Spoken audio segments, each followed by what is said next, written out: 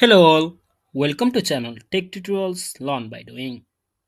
In this tutorial series, we'll learn about Python from beginner to advanced along with the projects. Now, let's get started for today's tutorial. In this video, we'll go through the contents that we are going to learn in this tutorial series. We'll start by learning about its introduction and setup of Python in our computer. We'll learn about variables, data type, and type conversion. We'll learn about inbuilt functions, operators, input and outputs, and how to comment in Python. We'll then learn about conditional statements, looping, function. We'll also learn about expression handling, file handling, and logging. We'll learn about object-oriented programming, thread handling, and miscellaneous libraries. And we'll also do the projects such as guessing game, hangman, tic-tac-toe, and other projects. Python is a interpreted language, meaning that we can run the program as soon as we have written the code, and the error checking is done only during the runtime. There is no need of compilation before running the code. Python is procedural language. We can write functions and make use of them. It is also used for scripting, and we can also use Python as object-oriented programming language by making use of classes and objects. In Python, we use indentation instead of semicolon and brackets.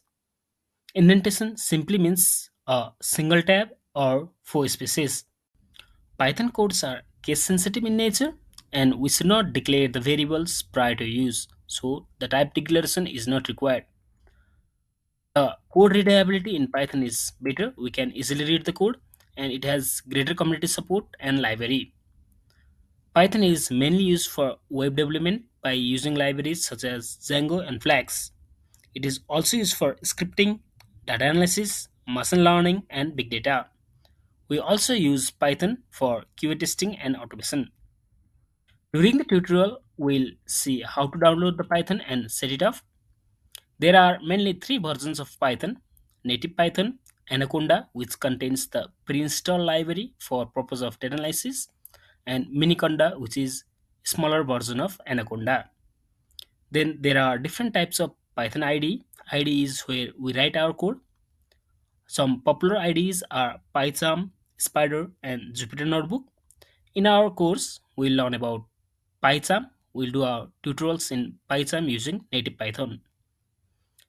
Code can be run even without the setup in our machine.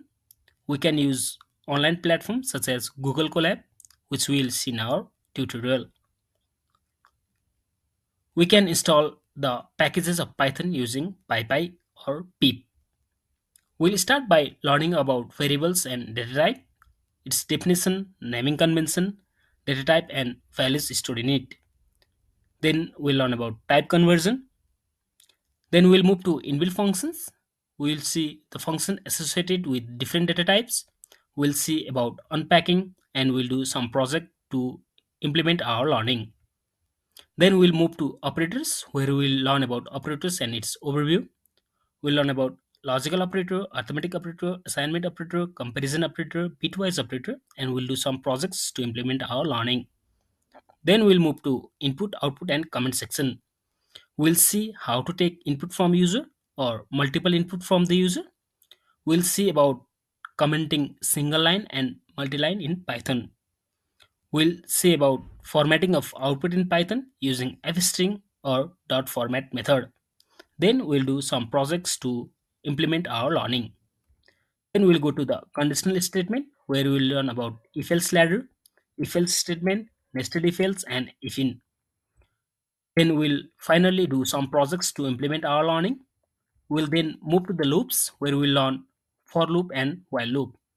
We'll also learn about disk comprehension, nested loop, continue and break statement, and do some projects to implement our learning. We'll then move to the functions, where we'll learn about general functions, lambda function, recursive function, map, reduce, and filter function. Then we'll see about name argument, default argument, and use of args and quarks keyword to pass arbitrary number of arguments. We'll learn about generator, decorator, and iterator. We'll also learn about docstring, which is used for documentation of the codes.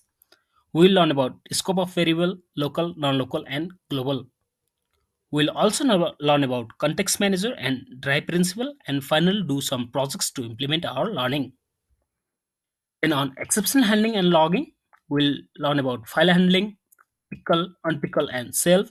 We'll learn about exception handling, assertion, and how to raise an error. We'll also learn about logging and do some projects to implement our learning. Then we'll move to object-oriented programming, where we'll learn about class, object, and its concept. We'll learn about constructor, setter, and getter. We'll learn about object-oriented programming properties such as encapsulation, inheritance, polymorphism, and abstraction. We'll also learn about magic dunder to override the existing function that is used for native data structures. Then finally, we'll do some projects to implement our learning. On thread handling, we will see some basic concepts, use cases, and example of it. On miscellaneous learning, we'll see how to install external libraries and we will use them. Libraries such as regex, os, sys, time, datetime, random, config parsers, collection will be used and some project will be done finally to implement our learning. Then for practical, you can follow our YouTube channel. In case of any confusion, you can reach to our Facebook page, Instagram page, Twitter account, or Facebook group, or finally LinkedIn page also. If you think this is the tutorial that is required for you, then hit like button and subscribe to my channel so that you will not miss our future videos. Thank you.